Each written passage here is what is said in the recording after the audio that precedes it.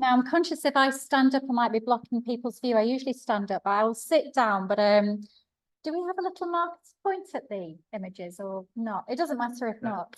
I don't know. Okay, so I might just jump up occasionally and move over there. So thank you very much anyway for the introduction. I am Helen Whittaker, Creative Director to Barley Studios, which is a stained glass firm located in Dunnington in York. And over the last 30 years, because I did degrees before, I've created many commemorative windows commissioned for buildings across the UK and beyond. And this evening, I'd like to talk about my inspirations and influences, so my training. I'd then like to talk about commemorative art, because I'm going to speak about the St Lawrence's window and the window at All Saints Pavement that you'll be familiar with in York. And then if I may, I'm just going to talk about some insights into other commissions that I've done throughout the country. I will now sit down because I might be blocking people's way. So let's begin with inspirations and influences, which have guided my stained glass journey. So I was born in Chisworth, the High Peak, if anyone knows that area, and both art and craft played an important role in my upbringing. With my mum, I regularly visited galleries and museums and experienced a wide variety of art from all periods. My father was a craftsman, and he came from a long line of cabinet makers and blacksmiths, and he's the reason why I like making things. However, when I was younger, some pictures really stood out. And very early on, I was particularly drawn to the art that had a strong narrative, such as the works of Italian artists like Giotto, or the images behind me, who created dynamic compositions with figures drawn directly from life. For me, both Giotto and indeed Modigliani demonstrated a simplicity and directness of line and colour, like stained glass. And this can be equally said for some 20th century artists like Liechtenstein, whose art is drawn directly from popular culture. So at this time, I hadn't even thought about stained glass, but it's quite interesting when I'm here to talk to you today about the things that I quite found appealing when I was younger. With the work of artists like Caravaggio, I'm attracted to the physical immediacy of the situation, the feeling that we are witnessing a deeply intimate moment intensified by drama of light and dark. And this might also be said for Rodin and other sculptors whose work is based on modelling, with figures and composition full of character, realism, and feeling completely awakened by the play of natural light. And finally, Polizzi, seen as the godfather of pop art. And here you see two fabulous artworks, one at the Whitworth Tapestry in Manchester, which I saw regularly as a little girl, and his sculpture of the Divine Geometer. And so to my education. My first introduction to stained glass was at Sunderland University, where I studied BA in three-dimensional glass and ceramics. From there, I was awarded a scholarship for an MA course in Visual Islamic and Traditional Arts at the Prince's School of Architecture, where I studied arts and crafts from all around the world, including miniature painting and icon painting. And two of my examples there. The director of the course, Professor Keith Critchlow, was an architect, painter, and leading expert in sacred geometry and architecture. And one of Keith's favourite images was the 13th century manuscript, God the Creator, with God holding a compass over the world. And one of Keith's and as you see in the slide, Keith thought geometry everywhere, from a simple flower to the construction of the finest paintings and indeed stained glass in history. And Keith Critchlow was amazing, and his teachings have had a vast influence on my thinking and development throughout my career.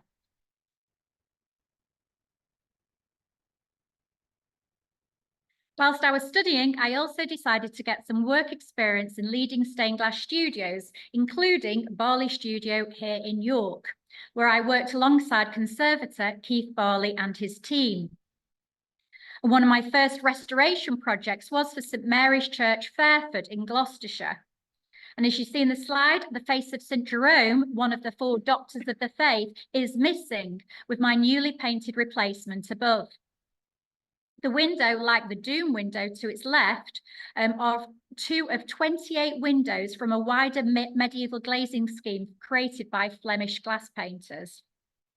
And what's wonderful about working on the Doom window was that I could see the teachings of my tutor, Keith Critchlow, with sacred geometry defined by concentric circles radiating from the heart of Christ. You can see the red going round and then the blue. So absolutely full of geometry. The image on Lucifer, by the way, that's to your left, is Lucifer swallowing the lost souls. I think you can see them to some detail, and he's got a breastplate of a face there. So he is actually in the bottom right of the Doom window, but it's an absolutely incredible window. And if you are interested in seeing a whole collection, do make your way to Fairford.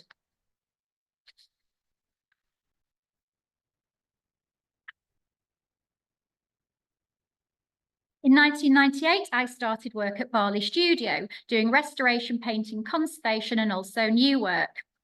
And 25 years on, Barley Studio has recently celebrated 50 years since its foundation by my fellow director, Keith Barley. And furthermore, we are very proud to continue supporting York as the centre of stained glass. So here we have a mezzanine, a floor where we can actually look down on the light table and actually look at the windows in progress. So this is a window that I've just been doing for Highgate Church, St Michael's Church in London. And then you can see one of the glazing workshops where we've got the benches and all the leading in progress. So we really have got a fantastic studio in Dunnington there, very purpose-built. Quite different from when I started, because we didn't actually even have inside toilets then, and now we've got radiators and everything. So anyway.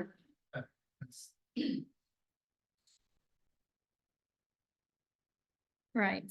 So, of course, York is undoubtedly a treasure house of some of the finest medieval stained glass in the country. And one of the jewels is the parish church of All Saints North Street, where we have recently completed a major conservation project. In medieval times, church windows acted as the poor man's Bible, usually through their imagery. One of my favourite images is the prick of conscience, which I'm sure many of you know, which depicts the last 15 days of the world in compelling and terrifying imagery. And here, unusually with this window, the text is in English, based on a late 14th century poem. So this, again, if none of you have seen some of the wonderful glass we have in York, please do go to this church. So, having given you a brief insight into my inspirations and influences, what do we mean by commemorative art? At its most basic, it's an artwork designed to celebrate and remember a person or event. And stained glass is an ideal medium, being physically durable as it becomes part of the building it is housed in. Stained glass also harnesses the power of light to intensify its impact and illuminate our minds, keeping our memories alive. A very traditional inclusion in stained glass was the donor figure, as seen here in Abbot Sugar of Saint Denis, intended to memorialise the donor and their family and to elicit prayers for them after their death.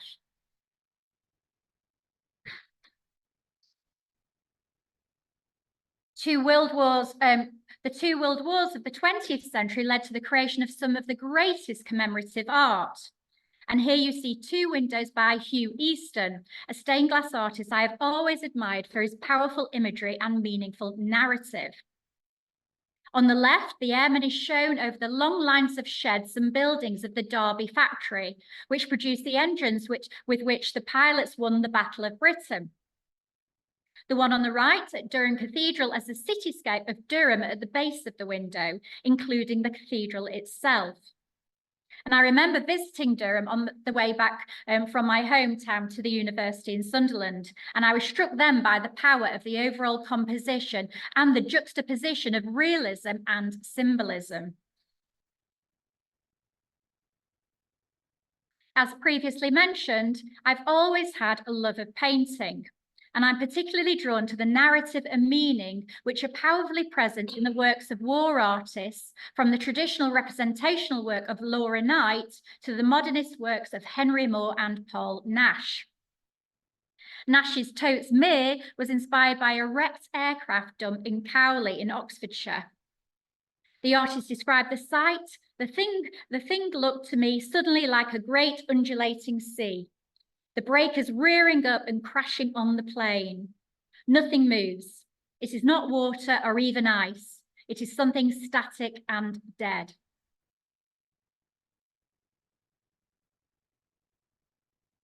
Another great war artist was John Piper, who painted Coventry Cathedral on fire during the bombing campaign of the 15th of November in 1940. Piper also worked for many years with stained glass artist Patrick Renshins, creating the spectacular baptistry window for the new Coventry Cathedral. The window is a response to modern architecture of Basil Spencer's new cathedral and is one of the reasons that I wanted to work in stained glass. In a sense, it's light out of the darkness.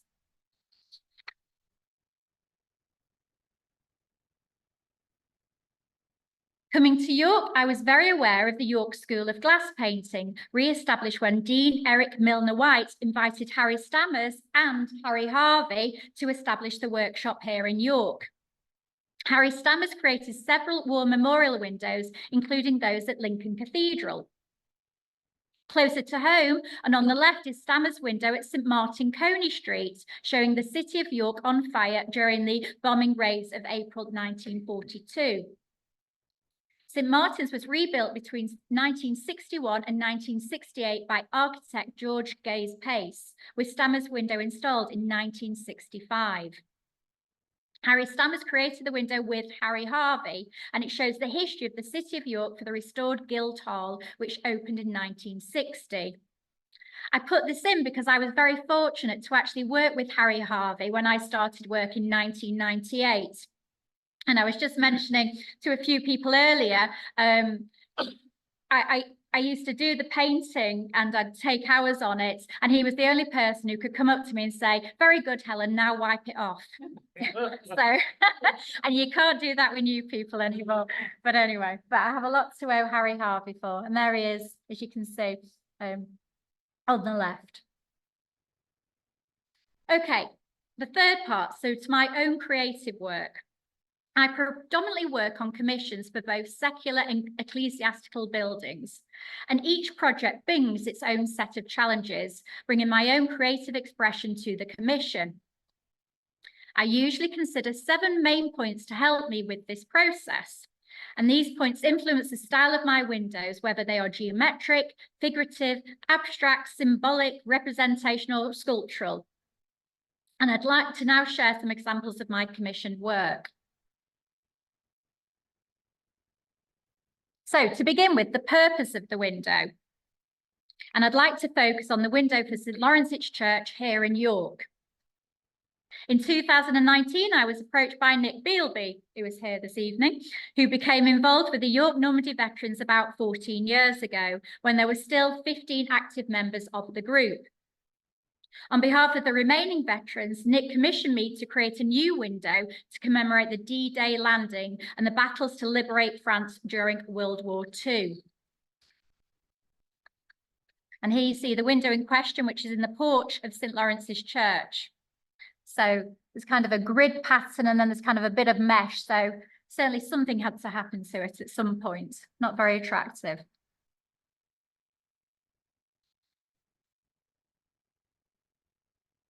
The 5 veterans who were involved in the project were Ken Cook, Ken Smith, Bert Barrett, Douglas Petty, and Sid Metcalf.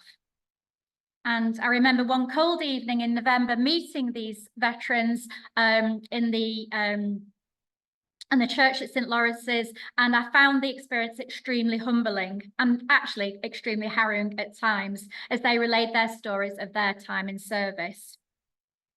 My design was therefore inspired by these memories and recollection of these surviving veterans and placed tribute to their inspiring spirit of comradeship.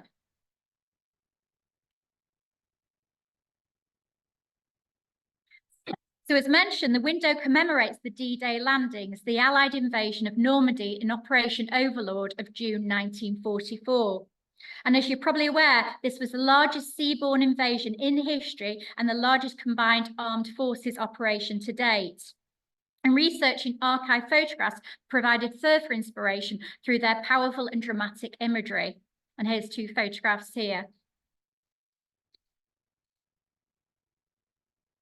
And so to my design, which is divided horizontally into 3 tiers: land, sea, and sky, representing respectively the British Army, the Royal Navy, and the Royal Air Force working together. Here you see the initial sketch to the left and the full-size pencil cartoon of the window to the right. In the centre of the design, two men are seen waiting inside a landing craft at the dramatic moment where the armoured doors open and the ramp is lowered. Their backpacks proudly bear the badge of the City of York Normandy Veterans, YNV. One of the men turns back, gesturing to his comrade in support of offering strength and trust so they can face the coming assault together. And I included a portrait at this time of the veteran Ken Smith in the window, as he sadly died before the window was made.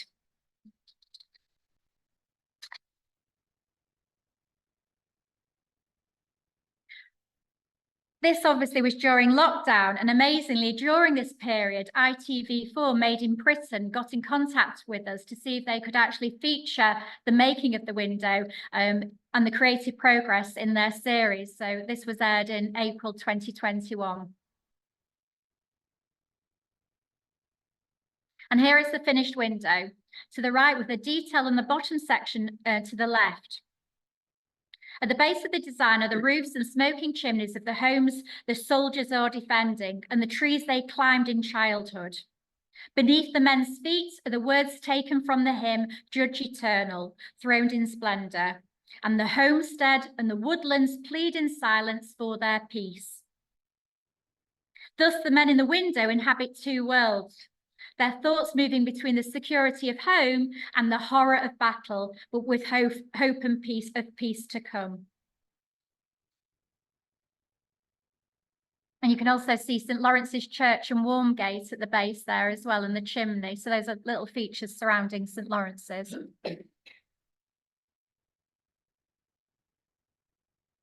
The window was installed just ahead of Remembrance Sunday in 2020, and the surviving veterans laid a wreath in memory of their comrades. And the window was dedicated by the Archbishop of York, Stephen Cottrell, in June 2021, again with the surviving veterans in attendance.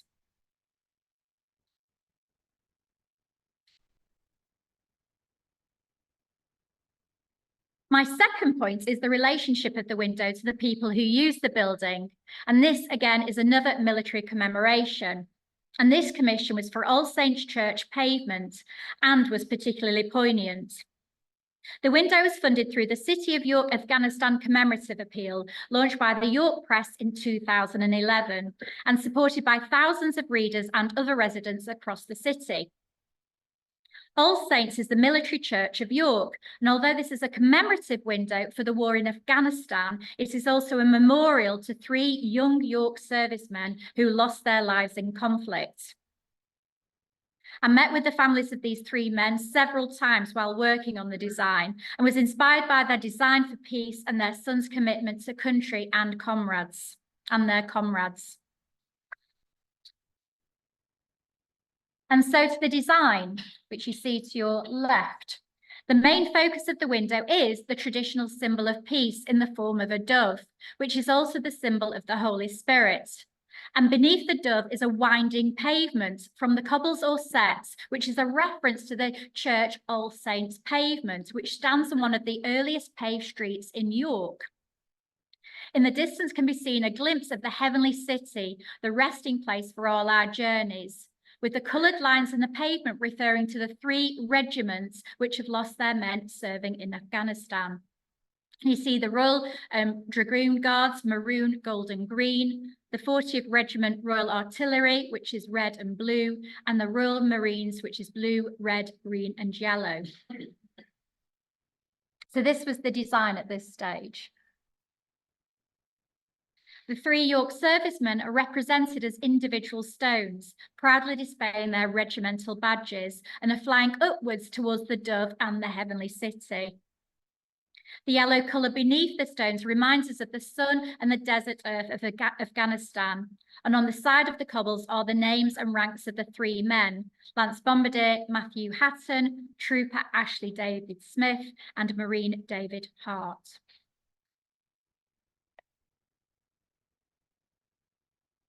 And here is our head glazier Dan leading the Afghanistan window. And to your right, an image taken for the window in progress in the presence of the boys' families and church representatives, James Finley and Reverend Jane Nattrass.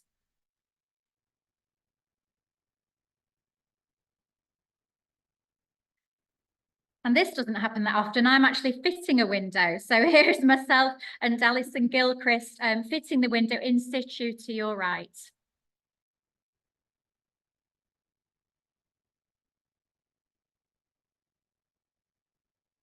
My third point is the history of the building, and in 2015 I was commissioned to create a new east window for the Merchant Taylors' Hall here in York, celebrating 600 years of the hall. The Great Hall features the royal coat of arms of Dick Reed, and the new commission needed to incorporate the Merchant Taylors' coat of arms within the new east window. Now, as you can see from the image, Dick's coat of arms is rather large. So there was a bit of a challenge on, not competitively, but somehow to make a mark for the Merchant Taylors.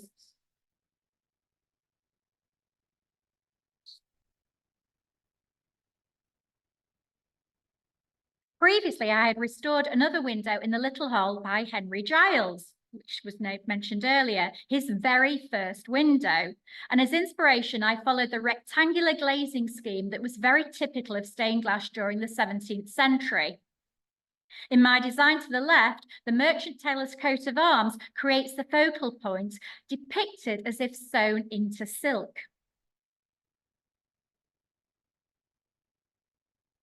And here is the window in progress with my assistant painters, the master at the time, and the donor of the window. So again, the studio is fantastic for being able to see things from quite a distance and get a visual impression. And here is the finished window. The fabric surrounding the coat of arms flows across the remaining glazing and into the flanking windows, embedding the coat of arms into the fabric of the building.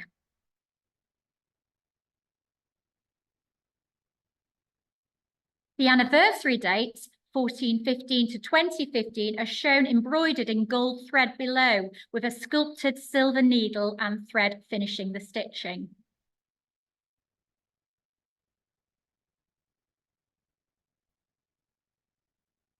At this point, I thought I'd show another example of this point, the history of the building at Beverley Minster, East Yorkshire.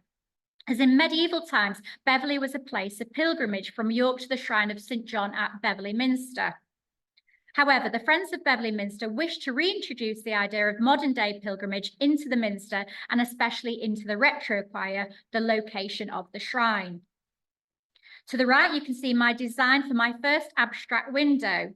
I consciously chose an abstract style so as not to compete with the figurative medley of 14th century glass in the east window seen top left. However, I felt that the window alone did not fulfill the brief of the project and the space I was in. In a sense, it was creating a bit of a cul-de-sac still. I therefore suggested a scheme of artworks on the theme of pilgrimage, consisting of the window, 2 life-size sculptured figures, benches and seating for meditation and prayer, and a candle stand.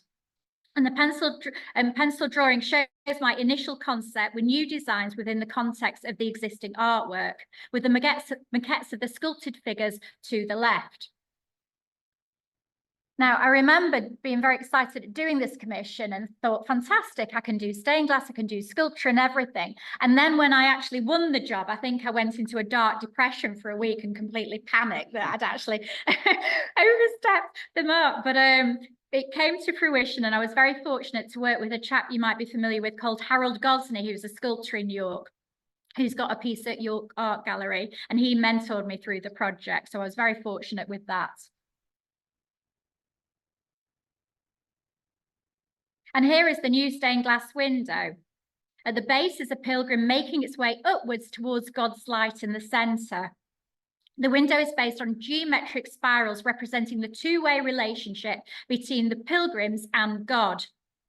And to your left, I created these 2 sized figures from triangular pieces of copper, each connected to the window through the glass hearts, with the shapes of the pilgrims' hoods echoing the stonework behind.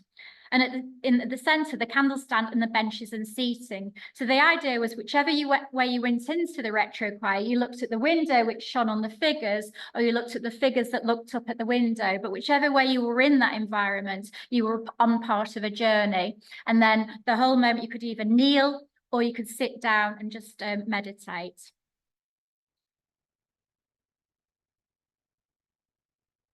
Coming now to my fourth point, the architectural space surrounding the window.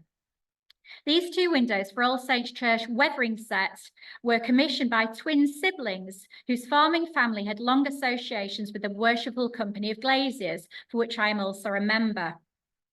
The brief was to celebrate the local landscape and travel inspired by Richard Hakluyt.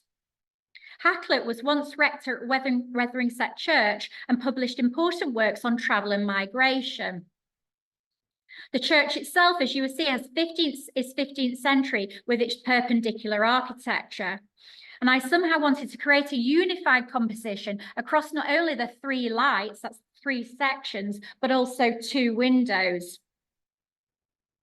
The framework that spans across the architectural space is inspired by Ortelius's Atlas of 1570, the first modern atlas which Hakluyt probably knew. Thus, the design represents the whole of the world, with the left-hand side window depicting land, in particular the countryside around weathering sets, and the right-hand window depicting the sea, reflecting Hakluyt's advocacy for migration to North America. Sadly, the twins, Tim and Jill, since died, so the windows they commissioned have actually become their own memorial.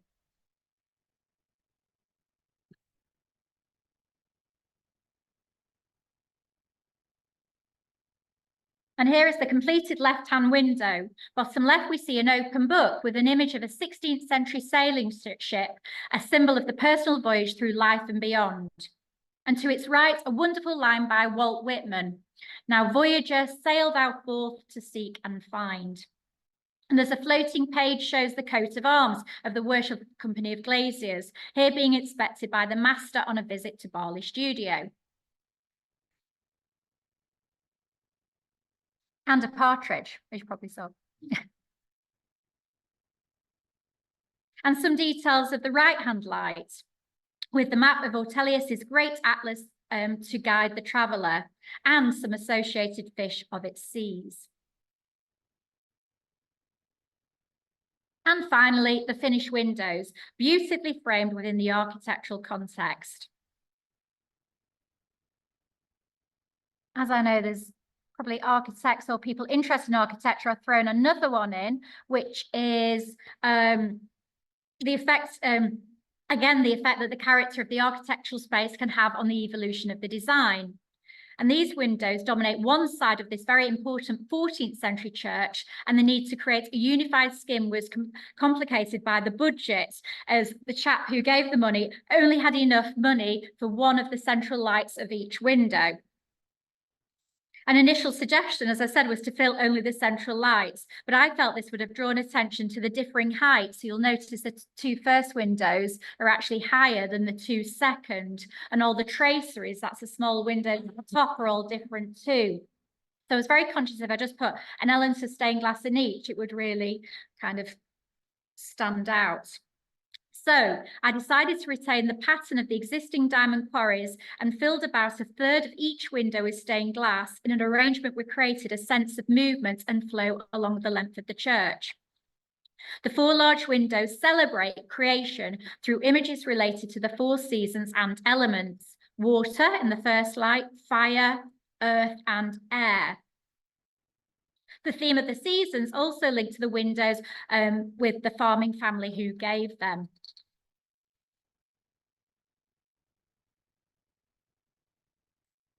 And in the left-hand image, I'm painting the girl crowned with flowers, representing spring and the element of water.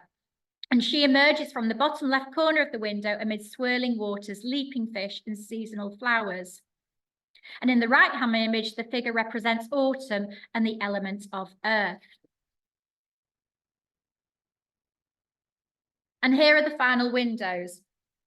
So each of the windows contain a dynamic figure and symbolic attributes with a dove and the Holy Spirit and carefully integrated inscriptions. And each of them spiral out of the central point. So from the point of creation, like the divine geometer, spiral out and are placed in different positions to each of the windows moving along the scheme. So this again was all inspired by the architectural setting of these windows. My fifth point concerns the way of light and acts on the specific opening in the building, or of course light. Light is the key to stained glass. This commission for the prestigious secular setting of the RAF Club in London in 2008 was the result of a competition to commemorate 90 years of the Royal Air Force Club, Royal Air Force, and in particular its contribution to both world wars. Here I needed to consider the aspect of the window. Does it have direct light, sunlight, even light, or in this case, no light? As you can see, the staircase window looks into a dark light well with only the direct daylight coming through the top of the window. To counter this, I decided to use gilding of the glass, particularly at the bottom of the window, to increase the levels of light reflecting the internal light back. As the window is in the staircase, my design also needed to work from two viewpoints above. So here you see with the slides. So we've got the cartoon on the left and you've got the diagonal. So we've got a 1940s pilot running into the image, which then goes to a 1980s pilot going to a Harrier, which then in a bit moves on to a Lancaster. So somehow I needed to take our eye up the window, and you can see the orangeness as well is actually the gilding reflecting the interior light.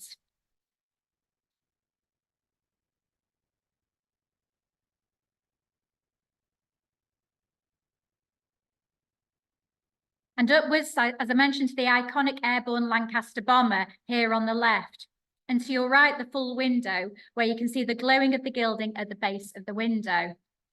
So you can actually see the searchlights as well that are shining on the Lancaster bomber as they're moving up to the radar. There's a radar at the top, which also acts as the moon for the motto Parada ad Astra. And here's details of the radar at the top of the window.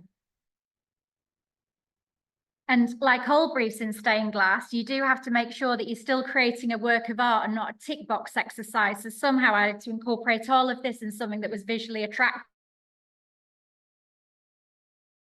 So I think I've done it, but we've got, yeah, well, I'm sure you can spot them, but you've got the details of the Chinook and the Westland Wessex there. But the idea is they're all going round in time. And there's the two views from the staircase. So as you're leading up the staircase, you see the 1940s pilot taking you up the window. And as you're above, if anyone's been to the RAF Club, as you're coming from the landing, you actually see the radar and then you work down the window.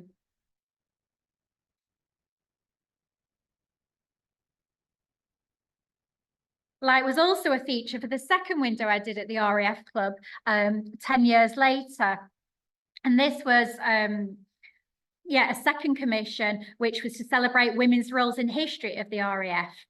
The two windows selected are located in the former anteroom to the ladies' bar and lounge, which was the only part of the club where women were allowed until the 1960s. The decision here was to install light boxes within the window opening so that the windows would be artificially lit. My inspiration was the graphic idiom of World War I and World War II poster art, especially Rosie the Riveter, and the idea of the female worker holding the air forces together through the fixing of rivets, becoming a metaphor for women in the service of the RAF.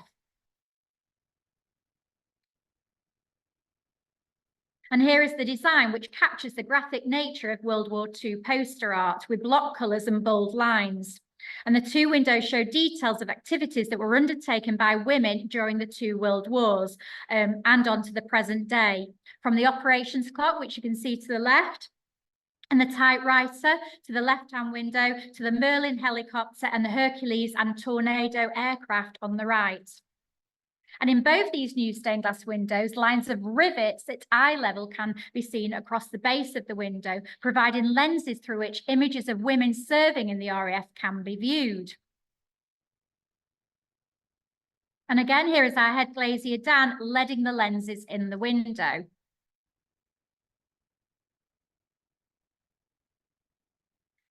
And when looking through the lenses, you can see images from the past, the important roles that women provided in support of the Air Force.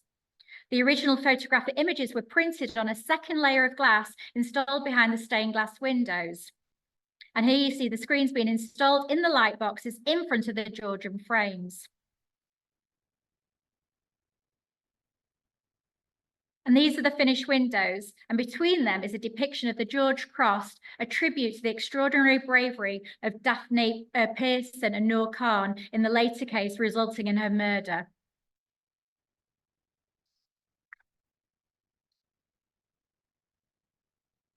And these windows were unveiled by Her Majesty Queen Elizabeth II, herself a member of the Auxiliary Territorial Service during the war. And here she is looking through one of the lenses to see the archive photograph behind. And at this special unveiling, the Queen told us that she still knew how to strip down and rebuild a car engine.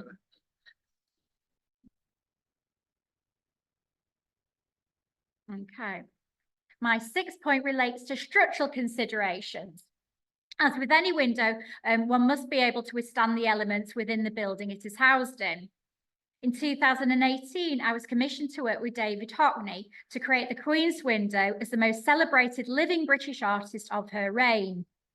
Hockney visited the Abbey and proposed a location for this commission.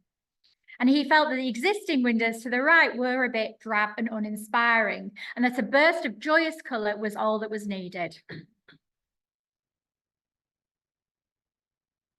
Having used the iPad to create many artworks previously, Hockney felt it was the perfect medium to design for stained glass because both are powered by light. To the right is a Photoshop image of the proposed window design in the Abbey architecture. And Hockney's design shows the view down a country lane bordered by hawthorn blossom, which he described as a celebration of the Queen as the countrywoman and her great love of the countryside.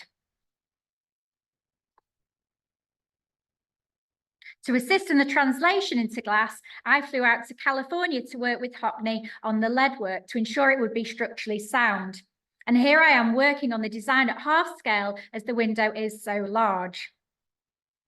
Hockney also selected his colour palette from glass samples I took over, and he wanted a very strong, vibrant pink that wasn't available. And this was then made for him and called the Hockney Pink.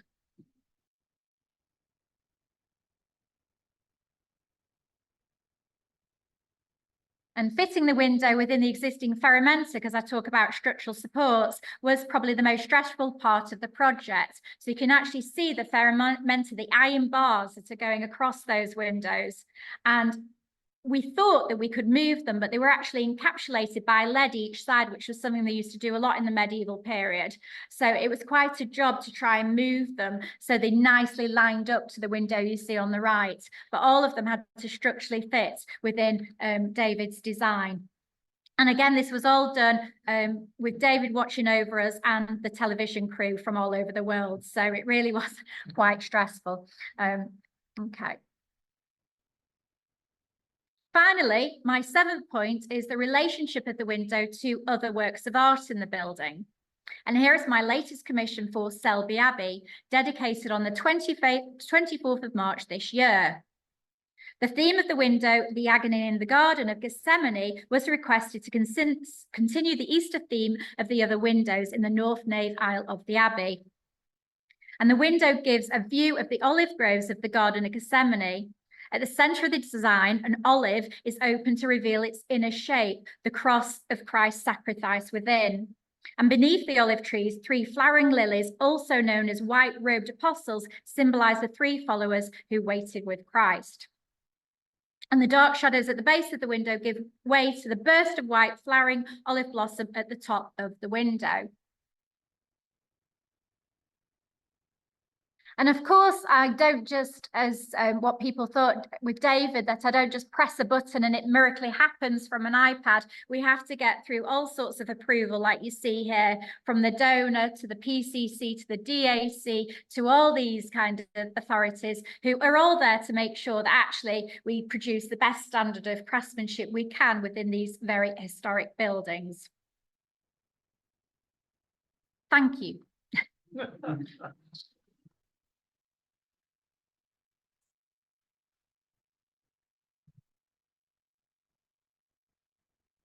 I hope there are some questions. I've certainly got one observation, because I noticed that where you seem to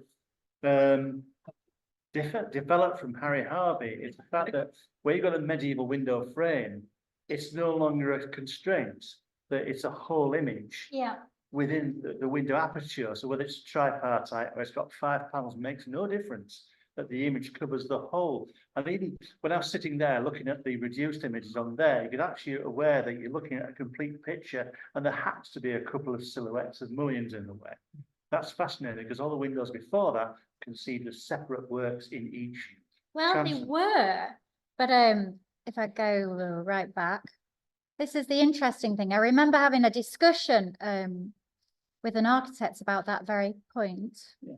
Let me.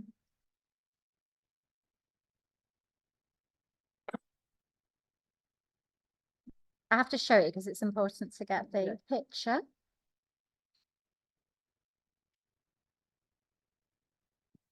Right at the beginning. So look at this window.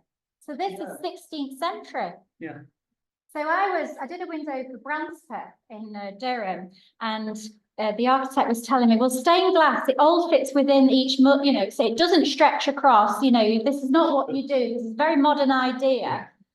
Yeah. And I said, well, no, it isn't. You know, they were doing it in the 16th century. But interesting to what you're saying, the English stained glass people did use to fit within. But these guys were Flemish, and they set up in Southwark, just outside the jurisdiction of the Glaziers in London. And they basically shook the whole thing up. So yes, Harry was in the English style. It was very much within it. So, but it's not a new thing.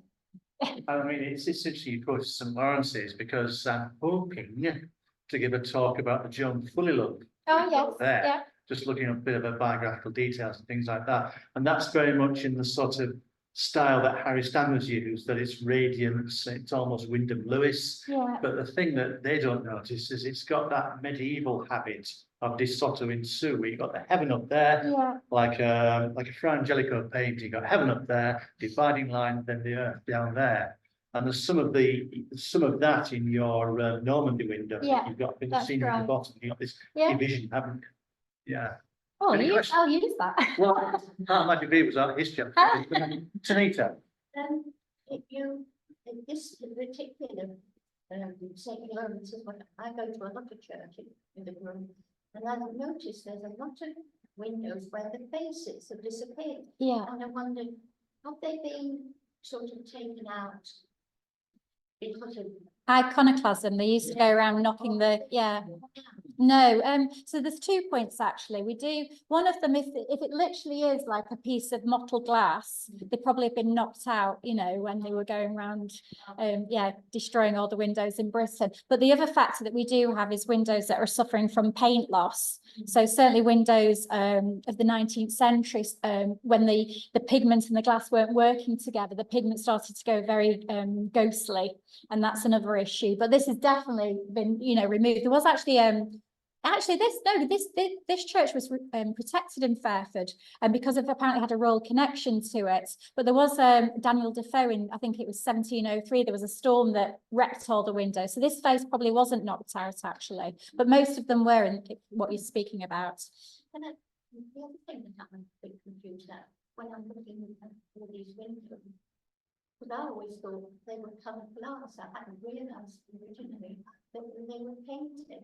So if most of it being painted on glass, or how would I know that they were coloured bits of coloured glass in there, or whether they've been painted? So sometimes I do like a kind of step-by-step introduction to stained glass, which you know, would help. But it's true, everyone thinks, why is it called stained glass? But the glass comes to us already coloured. We don't stain it, in the sense we don't put the colours into it. So in its molten state, cobalt's added to glass to make it blue, manganese to make it pink, and that's done. It used to be done in Britain, but it's now done in Germany, sadly. But the glass comes to us as a sheet. So they blow it out, they create a cylinder, they cut it along and then flatten it out. And it's called antique glass, but it's actually made in the traditional method. So it comes to us coloured. The only staining we do, for which I can't give you, I don't know, I could give you a precise example. is if you see Lucifer's breastplate, he's got red eyes, and then in the centre is yellow.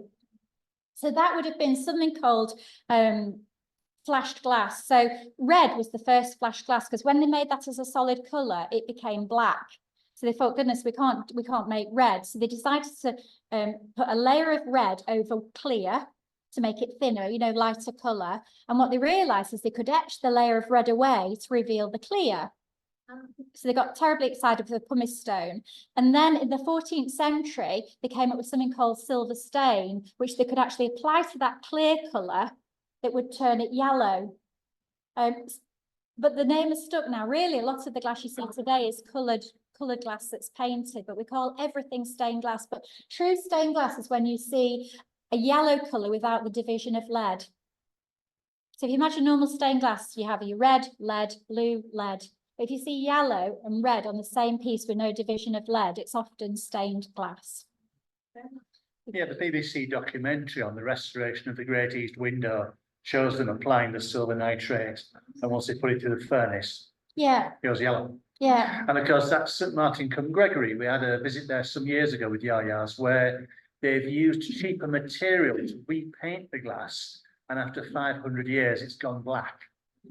It's gone completely translucent. It's completely opaque. You can't actually see through it anymore because the surface is decayed. Yeah. Hits and well, for the Five Sisters at York Minster, they actually covered it in paint, and that's actually just peeling off now to reveal the clear, because they darkened the windows as well. They were darkening them with like emulsion during the war. So that's another thing. Anyway. Any more questions?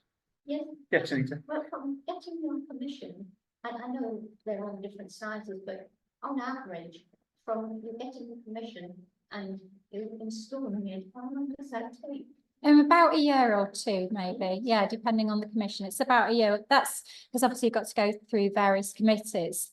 I mean, we were very fortunate with Nick for the St Lawrence's window, that because obviously, I wouldn't say we got fast track, but certainly the DAC supported us because of the age of the veterans. So that was fortunate. But often these things can take up to a year. Yes, Ian. Yeah. As I understand it, one of the biggest challenges with restoring stained glass is restoring from repairs that have been made previously, which to the modern eye just don't look right. And so there's almost a need to unpick the previous repairs and then look at doing a fresh version. Yeah, there's I mean, I work for a conservation studio that's quite renowned in, you know, in its work and stuff, and the discussion often comes with the work like All Saints North Street. You know, there was a choice that we could re-lead it, but that prick of conscience has, dare I say, been messed about with so much. How much more messing about can you do? Kind of. The East Window is a brilliant case in the sense that they had enough historical evidence to put it back in order because it had kind of been misaligned. But certainly we only do restoration. That's when we redo something if we've got enough evidence of what went previously. What we're also doing now is if a face is ghosting, we're able to back paint it. So everything has to be reversible. I think that's the point that I'm getting to. And there is, I mean, SPAB, the philosophy was just to leave it totally. But certainly with Fairford, and Keith got a lot of support, it's fine just to leave something, you know, and let it be. But if actually the purpose of this window is to bring a narrative and to bring a story, you're losing that story. So it's lost its purpose of what it was set out to do. It's just becoming a historical artifact. So there's always debate about the fine line between actually bringing the narrative back with enough evidence and actually respecting the various restorations as well. Because there is, I don't know where it is, in one of the churches, they used to just whack a bit of red glass in if it was broken, and then you get a bit of yellow. And I quite think it's fun, but you know, it's a bit jarring. But now people are saying, well, that's part of the history. You know, that's part of its, you know, its makeup. So, yeah. Any questions on the chat, Ray? No? Yeah, fire away. Is it true that purple coloured glass was just introduced in Victorian times? I've not heard that one, no. I've not. I mean, they used to have 6 traditional colours in medieval times. One was Murray, which is kind of a slightly, it's like a browny purple. But certainly in the Victorian period, they lost the skill of making the glass you know, the actual qualities of it. So they were creating quite vibrant colours. So maybe a bright purple might have been reintroduced at that time. But whether it was lost from before, I'm not sure. But they certainly brought out some zingy colours in the Victorian period. So purple might have been one of them. Yeah, certainly in when church like St Lawrence was being built and Holy Trinity Micklegate in the chancel, in the newspapers it says the windows are filled with cathedral glass, Right. which is usually those square quarries of faint purple, Yeah. green, Yeah. and blue and yellow. That's it, in a sort of diamond pattern. Yeah. That's cathedral glass. And of course, these windows still survive because they weren't all replaced. Whereas at St Lawrence's and places like Holy Trinity, you get someone like Capronier coming in with these nice new windows at a later date. Yeah. So we tend to misdate the windows with the churches, and sometimes it could be years before a commissioned window went into a Victorian church. Yeah. And at least the Victorian papers are very keen on this. Every little detail is mentioned, which is great. You know, should a Victorian window ever need restoring, there's plenty of reference material. Yeah, and it's the funny thing with the Victorian Society, for which we support massively, but the idea of the Victorian Society wanting to preserve their windows when actually the Victorians ripped out so much medieval glass, I always find quite amusing, but yes. But it's relevant. Tanita. Just to Selby and the east window, because they had a fire, didn't they? Yeah. 1900. And this man went to great length to point out to us this purpley colour. They said they had quite a bit of money, but it was extremely expensive. And they got squirrels. Yeah, we did it. We restored that window. Yeah. It's the Tree of Jesse, the east window, and it was supposed to be medieval. And I think one of its restorations, they actually sold off all the medieval glass. And I think there's just two parts of the Tree of Jesse in the side window, but it's pretty much Victorian copy. And the squirrels particularly, yeah, everything got. But yes, I don't know again about the purple, but it's a copy, so it could well be the whoever's had the fingers on it. It's more chemistry, isn't it? It's Victorian chemistry rather than artistry. Yes. Photochromic oxide and things like manganese. Surely it's sometimes accidental discoveries. I just wondered if you've got a favourite window that you created, if you've got your own favourite. I've got a couple of windows. I mean, I've tried to cater what I've done tonight because of your audience kind of thing, but I got this window I spoke about in Branspeth, which is just big flowers that spread across the mullions. And that's St Brandon, who is the patron saint of travel or what have you. And he apparently went to the Garden of Paradise. And I'd just been to the Chelsea Flower Show, so I've got Birds of Paradise and Angels' Trumpets. And I really like that, but I like them all. It's in Branspeth in Durham. But I've done like over 100 commissions now, and I think what's weird is I really love doing commission work. A lot of people say, oh, aren't you kind of held back by doing commission work? But I really enjoy it because every job I do is different because of those 7 points. So I feel very lucky to get fantastic clients like Nick and people who kind of challenge me to think of something fresh that works with the building and the people. So I do like it. Peter. Can I take back to the slide that you put on the screen for us? St. Hero. Yes. I believe you said that you painted the first. Yes. How big is it? And did you have to copy from something, or were you free? No, you're never free. You're never free to do it. I mean, that's one of the things, you know, with conservation and restoration, we can only do something if we've got evidence of something that's happened before. And there was a chap called Charles Winston who recorded a lot of the windows, painted them. Actually, there used to be people like that in the 19th century, used to go around painting the details of the windows. So we were fairly sure of the copy that I did was that, and we also, because we had the window out, we had faces actually at the studio as well that I could look at. So the idea of making something up did happen, but it doesn't happen in our studio because of, you know, because we're heavily conservation. But what was controversial, I think, for our studio at the time was that Keith was very keen to work with people like Richard Marks to actually say, right, well, actually the grazing edge on this glass couldn't have been here, it must have been here. And with the evidence, he then wanted to put it back to what he believed, like the east window, what he believed was the true story, but always with evidence. How big is it? Oh, big, Piece of glass that's the best. I think it's life size, you know, I think it's full scale, like 5 foot or something, the figure, from memory. It's a long time since I did it, but maybe 4 foot. So yeah, 4 foot the figure. Yeah. And it was one of the, I started, as soon as I started my career, I started doing restoration painting. I really enjoyed it. I'm working with Harry Harvey and things as well. So, oh, thank you. Thank you. There's a very good Harry Harvey window in St James Wetherby. It's put in 74, and I was a chorister there. And we always found it funny because it has the figure of Christ beckoning you. It looks like he's doing that. So we decided, oh no, he's signalling out, he's doing that. But it actually looks like he's holding up 2 fingers. It might have done with Harry Harvey though. He's a bit of a character. Yeah, that's it. The church, yeah, it's on the left as you go up towards the chancel. Yeah, 1974. I saw that going in, as a 13-year-old. It was fascinating watching him working. Again, with the bars, you said, in the stonework and getting it all tied up. And he used to make the windows at our studio as well at the beginning. He used to work with Dan Southern, who's another stained glass artist around here. But incredible man, really quite incredible chap. Any more?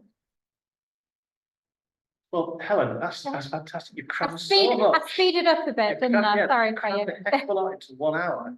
And I'm going to say thank you very much. And, yeah. Thank you.